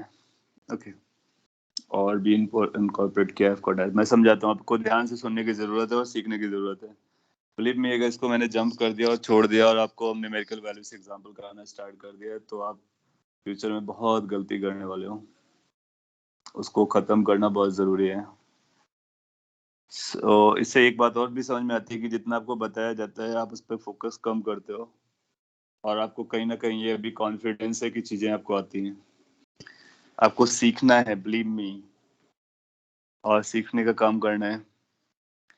But M2 is in contact with M1 block, right? हाँ, M2 M1 के ऊपर रखा गया है. पिक्चर में एक्सप्लेन करता हूँ. M1 रखा था ब्लॉक, उसके ऊपर M2 रखा गया है, और स्ट्रिंग से M1 को कनेक्ट किया गया है, स्प्रिंग से M1 को कनेक्ट किया गया है. और मैं एक्सप्लेन करता हूँ. देखो, आपका सिस्टम क्या है, आपका सिस्टम M1 है, तो आप केवल M1 को देखोगे. M1 की फिजिकल बाउंड्रीज हैं, इसके अलावा बाकी दुनिया बाहर की है, और बाकी चीजों को हमको अलग रखना है. अब ये देखोगे, ये M1 है लेट से. अब M1 पे कौन कौन फोर्स लगाएगा, तो अपने को देखना कि M1 के कांटेक्ट में कौन है. क्या M1 के कांटेक्ट में स्ट्रिंग है? आप बोलोगे यस. अगर M1 के कांटेक्ट में स्ट्रिंग है तो स्ट्रिंग उसको, अगर स्ट्रिंग में टेंशन बताया गया है तो स्ट्रिंग में टेंशन होगा, स्ट्रिंग इसको पुल कर रही होगी. तो स्ट्रिंग का फोर्स कैसा लगता है? टूवर्ड्स स्ट्रिंग पुलिंग एफर्ट होता है, आपको पता है. सो यहाँ पर हम दिखाएंगे एक टेंशन फोर्स लग रहा होगा जो कि स्ट्रिंग ने लगाया होगा इस पर, वो T होगा. एक तो ये अपने को समझना है. फिर M1 के कांटेक्ट में ग्राउंड है क्या? यस. तो ग्राउंड किस तरह का फोर्स लगाता है? ग्राउंड कांटेक्ट में नॉर्मल रिएक्शन लगाता है. तो जो कांटेक्ट यहाँ पर है उस पर नॉर्मल रिएक्शन लगेगा, और नॉर्मल रिएक्शन पुश एफर्ट होता है. तो ये जो नॉर्मल रिएक्शन आ रही है, ये नॉर्मल रिएक्शन आएगी ग्राउंड से, क्योंकि वो ग्राउंड के कांटेक्ट पर है. तो ground will apply normal reaction. फिर आप फर्दर आगे आते हो तो क्या स्प्रिंग कांटेक्ट पर है? यस. स्प्रिंग कैसा है? इलोंगेटेड है. इलोंगेटेड है इसका मतलब उसका मीन पोजीशन यहाँ कहीं रहा होगा, और ये एक्स्ट्रा लेंथ आई है. तो स्प्रिंग कैसा फोर्स लगाता है? टूवर्ड्स द मीन पोजीशन लगाता है, अलोंग द स्प्रिंग लगाता है. तो इसका मतलब स्प्रिंग का फोर्स आएगा towards the mean position. That means spring भी इसको पुल कर रहा होगा like this. So that is the force applied bye spring. इसके बाद आपने यहाँ से चला, स्ट्रिंग का काम कर लिया, जो कांटेक्ट था ग्राउंड का कांटेक्ट देख लिया, और स्प्रिंग का कांटेक्ट देख लिया. कोई और कांटेक्ट में? यस, M2 कांटेक्ट पर है. तो जब दो सरफेस कांटेक्ट पर होते हैं तो कांटेक्ट में रिएक्शन आती है नॉर्मल रिएक्शन, और नॉर्मल रिएक्शन इस वाले सरफेस पर आनी है और वो M2 से आएगी, तो नॉर्मल रिएक्शन पुशिंग आती है सरफेस के परपेंडिकुलर आती है। सो ये नॉर्मल रिएक्शन आएगी फ्रॉम M2। अब आपने ये वाला कांटेक्ट चेक कर लिया, ये भी कांटेक्ट चेक कर लिया, ये भी कांटेक्ट चेक कर लिया, ये भी कांटेक्ट चेक कर लिया, all contacts you have done. इसके बाद नॉन कांटेक्ट के नाम पर एक और स्टोरी होती है जिसका नाम होता है इसका खुद का वेट। खुद का वेट इधर हैंग कर रहा होगा तो उसको बोलेंगे M1G। सो अगर आपने ये विजुलाइज किया M1 को तो इसका मतलब आप सिस्टम पर फोकस करना सीख गए हो, और आप ये देख सकते हो कि उस पर कौन कौन से फोर्स एक्ट कर रहे हैं। तो जब कभी कांटेक्ट होता है तो नॉर्मल रिएक्शन लगती है, और जब स्प्रिंग होता है तो स्प्रिंग फोर्स लगता है, और जब स्ट्रिंग होती है तो टेंशन एक्ट करता है। और ग्रेविटी वाला वेट हम लोग ऑलरेडी जानते हैं, वो हमेशा लग रहा होता है, उसी का वेट लग रहा होता है। तो हम करेक्ट ऑप्शंस क्या देंगे? करेक्ट ऑप्शंस में आएगा spring force, yes spring force था। टेंशन, यस टेंशन था। M2G, no M2G was not there. M1G, yes M1G was there. And normal reaction from ground, yes normal reaction from ground was there. Normal reaction from M1, अगर ये M1 पकड़ते हो तो फिर आप इसको नहीं देखो कि M1 से कोई नॉर्मल रिएक्शन नहीं आएगा, M2 से आना था। तो आप at least A B D E भी बोलते तब भी चलता, और F नहीं भी बोलते तब भी चलता है, बट वो हम M2 लिखना चाह रहे थे तो M2 कर लो। तो अगर M2 लिखा होगा, क्योंकि M1 से M1 पर नॉर्मल रिएक्शन नहीं आती है, एक से दूसरे पर नॉर्मल रिएक्शन आती है, तो ये F आ जाएगा। तो अगर आपने A B D E बोला है तब भी करेक्ट माना जाएगा, और M2 लिखने के बाद F भी करेक्ट हो गया। लेकिन अगर आपने C लगा दिया है तो आपने गलत किया है, क्योंकि हम लोगों ने बात की ना, जब हम M1 पे बात करेंगे तो M2G नहीं आएगा। M2G क्यों आएगा? क्योंकि M2 वेट तो उसका M2 पे एक्ट करेगा, M1 पे क्यों एक्ट करेगा? Contact reaction will take care of thing. Okay, एक तो ये हो गया। इन्हीं ऑप्शन में से मैं दूसरा बोलता हूँ, पहले आप उसको भी ड्रॉ करो, फिर मैं री एक्सप्लेन करता हूँ। Draw free body diagram of M2। आपको ये बताना कि हम M2 का एबीडी ड्रॉ करने जा रहे हैं, और आपको ये बताना कि इनमें ABCDEF में से कौन कौन से फोर्स एक्ट करेंगे M2 पर। लास्ट क्लास में we had a lot of stuff about it. कोई बात नहीं, मैं री एक्सप्लेन भी करूंगा। In out of these options, which are 6 options, what will be the forces acting on M2? इस पर एक और ऐड कर देते हैं, एक ABCDE है, F है, एक G भी लगा देते हैं, नॉर्मल रिएक्शन फ्रॉम M1, ताकि वो दोनों पे कंबाइंड हो जाएगा। तो अगर ये आपके पास ऑप्शंस हैं तो M2 को सिस्टम एज्यूम करो, एंड देन थिंक कि M2 पर out of these forces which are going to be the forces acting.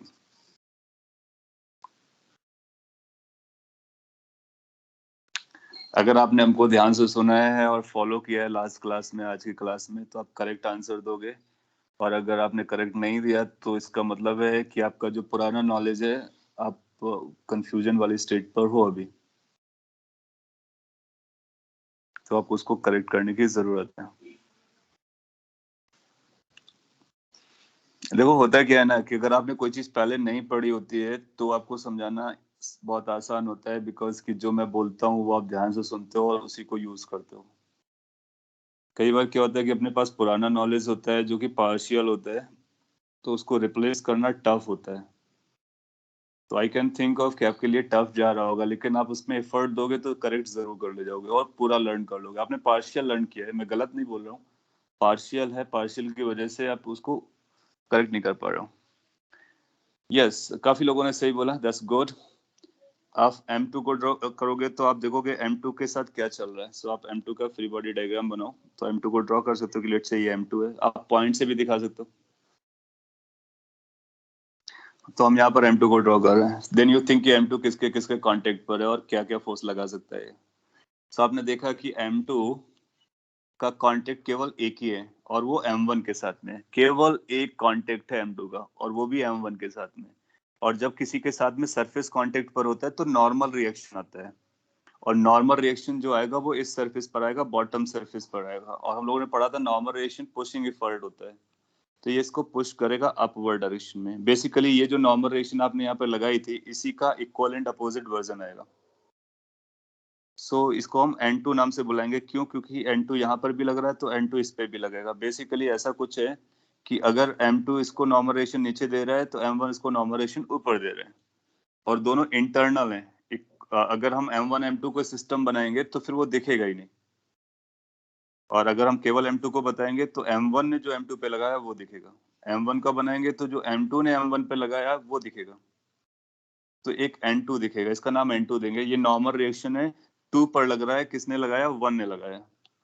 और ये जो नॉर्मल रिएक्शन है 1 पर लग रहा है, किसने लगाया? 2 ने लगाया। इक्वल एंड अपोजिट, तो एक तो ये दिखेगा। अपार्ट फ्रॉम दिस आप देखोगे इसका किसी से कांटेक्ट नहीं है, इसका स्ट्रिंग से कोई कांटेक्ट नो, तो string will not apply force on M2, as simple as anything. Spring से कांटेक्ट है नहीं, तो स्प्रिंग भी इस पर फोर्स नहीं लगाएगा, तो एक नॉन कांटेक्ट फोर्स रहता है, उसको भी दिखा देंगे, that is M2G।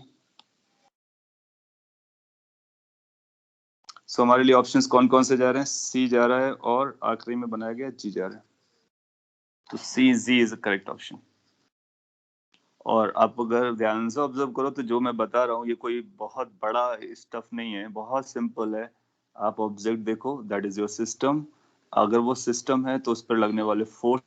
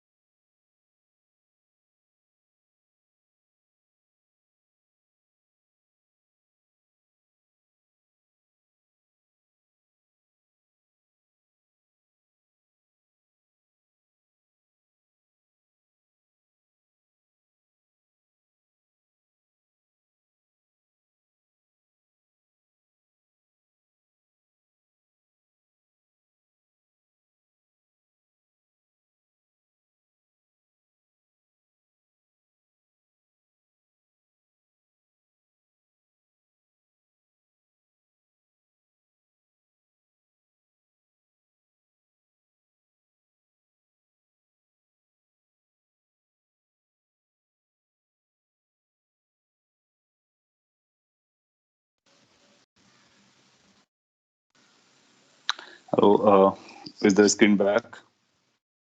Yes, sir. Okay. Okay, it was terminated, so rejoined. So क्या आपको ये दो FBD समझ में आया? अगर आया तो अच्छी बात है, नहीं आया तो आपको इसको बार बार पढ़ना है और इसके बाद समझना है। अगर हमारा FBD प्रॉपर नहीं बनेगा तो हम फोर्स गलत बनाएंगे, फोर्स गलत बनाएंगे तो हमारा पूरा स्टोरी गड़बड़ हो जाएगा and everything will be ruined. So in case अगर हम करेक्ट आंसर देना चाहते हैं, definitely no matter what the question is, so first and foremost thing is to draw the free body diagram as correct as possible. I mean like perfectly correct. अच्छा, इसी पर मैं आपको एक और पोर्शन दे देता हूँ या फिर एक और क्वेश्चन फ्रेम कर देता हूँ सेम क्वेश्चन पर, और आपको और भी थोड़ा सा रियलाइजेशन आ जाएगा। आपने लिखा can I explain the normal reaction versions from M2 to M part 1। Normal reaction last class में हम लोगों ने पढ़ा हुआ था, और हम लोगों ने ये सीखा था कि अगर एक ब्लॉक रखा हुआ है ग्राउंड पर, तो ये ग्राउंड इस पर फोर्स इधर लगाता है, ये इस पर लगाता है। तो अगर एक ब्लॉक के ऊपर एक ब्लॉक रखा होगा तो just like the same story. तो जब भी कांटेक्ट होता है तो कांटेक्ट सरफेस पर हमको नॉर्मल रिएक्शन चाहिए होती है। वो ब्लॉक्स का कांटेक्ट हो सकता है, और कांटेक्ट हो सकता है, या फिर ग्राउंड से हो सकता है, वो कहीं से भी हो सकता है। Can I please again explain M2G is wrong? Okay, मैं आपको एक और इस पे पार्ट देता हूँ। लेट्स से कि ये पार्ट 1 था और ये पार्ट 2 था। मैं पहले आपका एक्सप्लेनेशन दे देता हूँ, वरना आप मिक्सअप हो जाएंगे। You want explanation why M2G is wrong in part 1। Last class में मैंने आपको बताया था M2G किस पर लगता है, M2 पर लगता है। तो M2G इज, अब पहले देखो M2G है क्या। M2G is a gravitational force. किसकी वजह से? अर्थ की वजह से। किस पर लगता है? M2 पर लगता है। तो M2G फोर्स है अर्थ का ग्रेविटेशनल फोर्स, और वो केवल M2 पर लगेगा, वो M1 पर नहीं लगेगा। आप सोचो ना कि सपोज कर लीजिए आपके पास दो पेन है, एक M1 है, एक M2 है। तो अर्थ M1 को M1G से पुल करेगी, M2 को M2G से पुल करेगी। क्या ऐसा हो सकता है अर्थ M2 को M1G से पुल करे? नहीं हो सकता ना। पहले तो आप उस फोर्स को रियलाइज करो, जो आप जिसका नाम M2G बोलते हो। What is that? That is force of earth on what? On M2। तो why it will act on M1? It will never act on M1। Are you getting my point? So जिस gravitational force उसी body पे लगता है जिस body का मास use कर रहे होते हो, वो किसी और बॉडी पे नहीं लगता है। हाँ, उसका जो इन्फ्लुएंस होता है वो डायरेक्ट ट्रांसमिट होता है। ट्रांसमिट होने के लिए नॉर्मल रिएक्शन है ना। नॉर्मल रिएक्शन क्या कर रहा है? नॉर्मल रिएक्शन M2 को यूज कर रहा है, M2 से रिलेट हो रहा है, और यही नॉर्मल रिएक्शन यहाँ पर M1 पे जा रहा है। अब देखो N2 यहाँ पर भी है, N2 यहाँ पर भी है, तो N2 is the connection between M1 and M2। तो इनके बीच का जो कनेक्शन है फोर्स का, वो नॉर्मल रिएक्शन है, और M2G will not go there. देखो क्या होता है ना, कि जैसे आपने M2G बोला किसी दूसरे पार्टिकल पे, तो ये बता रहा है कि आपने M2G समझा ही नहीं। M2G is the force due to gravity of Earth on M2. It has nothing to do on block M1. Similarly, otherwise. Okay? आपने gravity will pulling M2 down. Yes, gravity will pulling M2 down, of course, towards M1. Yes, therefore force will be applied on M1. Yes, you are absolutely correct. M2 is being pulled downside, hence M2 is applying force on M1. How much that force is? That is N2. That is normal reaction. That is not M2G. Okay? So you got the idea कि M2G नीचे पुल होगा, वो M1 पर force लगाएगा, बिल्कुल लगाएगा। तो M2 M1 पर फोर्स लगाता है, तो एक ब्लॉक दूसरे ब्लॉक पर, या एक बॉडी दूसरे बॉडी पर कैसे फोर्स लगाता है? वो कांटेक्ट से लगाता है। कांटेक्ट पे कौन सा फोर्स एक्ट करता है? नॉर्मल रिएक्शन एक्ट करता है। तो the force that will be transmitting will be through normal reaction. So gravity force किसी का किसी दूसरे पे नहीं लगाने का, normal reaction will take care of it. Okay? Won't M2G be exerted by M1 block upward on M2? Won't M2G be exerted by M1? M1 will not apply a gravitational force. Gravitational force will be applied by Earth only. So N2 involves M2G. Yes, and N2 taking care of the connection. Yes. तो contact force एक दूसरे का contact वाला connection को लेके चलता है, जैसे स्ट्रिंग में आपने देखा था लास्ट क्लास में।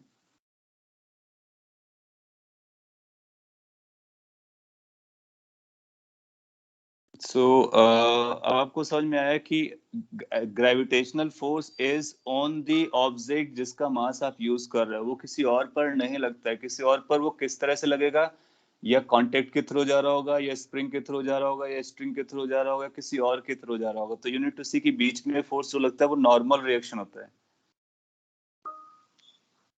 Won't an R2 be exerted by M1 upward on M2? Yes, that is by applied by M1 on M2G upward. Upward लग रहा है N2. Yes. Yes. So that's correct. That has been shown over here. Okay, अगर आपको ये समझ में आया, ये बहुत बेसिक है। और अब क्या होता है, मैं अभी 12th में बच्चों को देखता हूँ, तो जो लोगों ने नॉर्मल ये बीडी प्रॉपर नहीं सीखा था, या फिर कहीं दूसरे क्लास से ज्वाइन किया था बाद में, they are facing the same problem. They are not able to realize कि कौन सा फोर्स लग रहा है। एक का फोर्स दूसरे पे अप्लाई करते हैं, and everything becomes wrong. So you need to catch that. Let's say कि आपने M1 का एबीडी ड्रॉ कर लिया, M2 का ड्रॉ कर लिया, अपना टाइम भी हो रहा है, काफी टाइम डिस्कशन पे जा रहे हैं। अब हमको एबीडी सेम प्रॉब्लम पे अपने को एबीडी ड्रॉ करना है, और एबीडी ड्रॉ करना है M1 और M2 टुगेदर। तो हम M1 और M2 का एक साथ एबीडी ड्रॉ करना चाहते हैं। इसको मैं थोड़ा सा श्रिंक कर देता हूँ, और सो दैट कि इसी पेज को यूज कर पाए। So third is draw FBD of M1 and M2, that is your system। तो आप सिस्टम चूज करो, जो सिस्टम हमारा M1 और M2 है। सिस्टम में हमारा एक सिंगल ऑब्जेक्ट हो सकता है, जैसे M1 था, M2 था। मल्टीपल ऑब्जेक्ट्स हो सकते हैं, जैसे M1 M2 है। हम लोगों ने भी बात की, सिस्टम तो हम किसी को भी मान सकते हैं।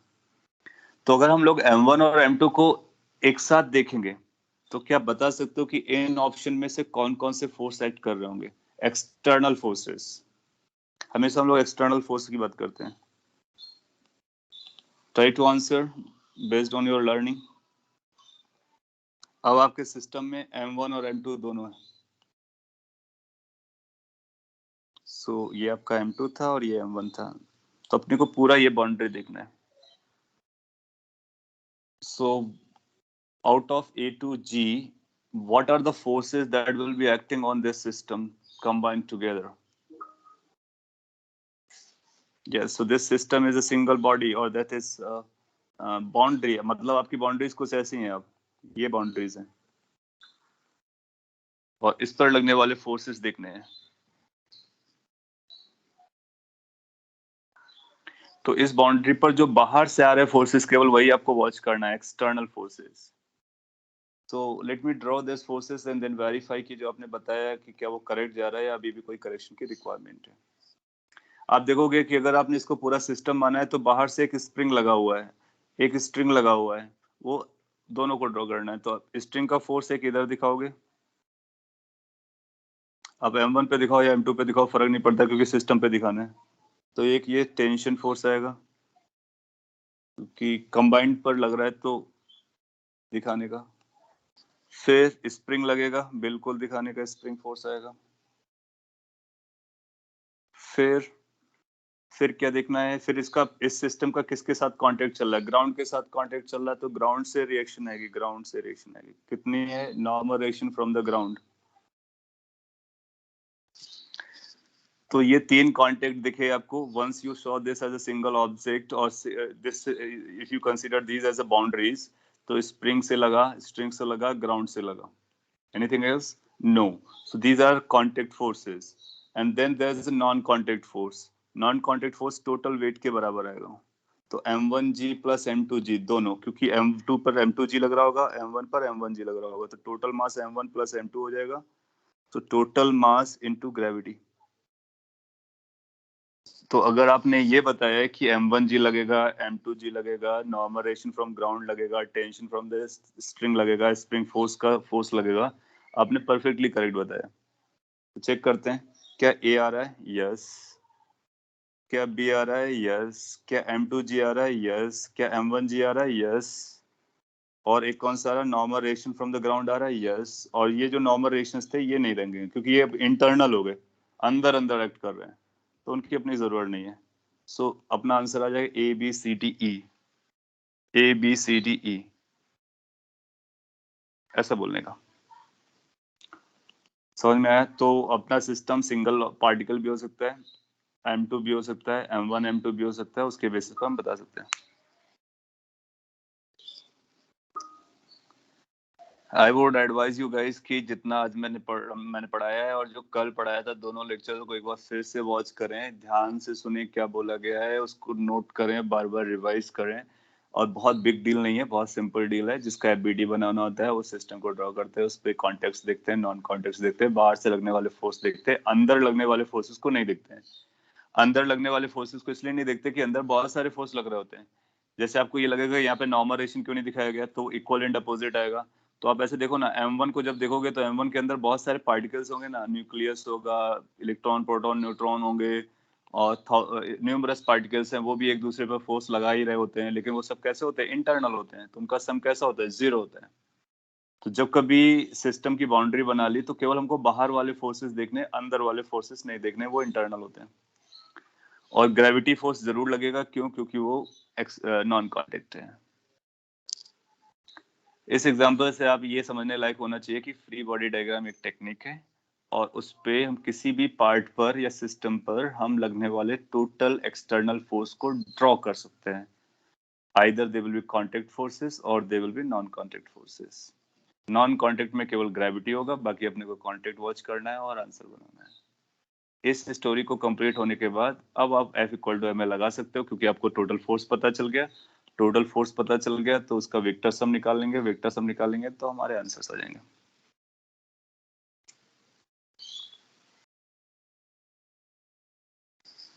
तो यहाँ तक कोई कंसर्न आ रहा हो तो आप पूछ सकते हो, otherwise that's all for the day. Next class में हम लोग इसके न्यूमेरिकल क्वेश्चंस करना स्टार्ट करेंगे, जिसमें फोर्स लगाया जाएगा, एक्सेलरेशंस आएंगे, वेलोसिटीज आएंगे और उनको सॉल्व करना पड़ेगा। और पुलिस वगैरह को यूज करके हम उनको सॉल्व करना स्टार्ट करेंगे। तो that will be in the next lecture. कोई क्वेश्चन और क्वेरी हो तो आप पूछ सकते हो। आपने can we have a common misconceptions only DPP please? Well, misconception तो ऐसा नहीं करना चाहिए। क्या मिसकंसेप्शन होते हैं? क्योंकि आप लोगों को सुनकर कुछ मेरे को आइडिया लगा कि ये मिसकंसेप्शंस हो सकते हैं। उसको हम मिसकंसेप्शंस ना बोल करके ऐसा बोल रहे हैं आपके पास पार्शियल नॉलेज है और आप उसको कंप्लीट करो। पार्शियल नॉलेज क्या है कि आपको पहले ऐसा कभी पढ़ा दिया गया होगा कि ये M1 M2 है तो इधर टोटल ऐसा फोर्स लगता है, और ये जो भी कहानी रही होगी।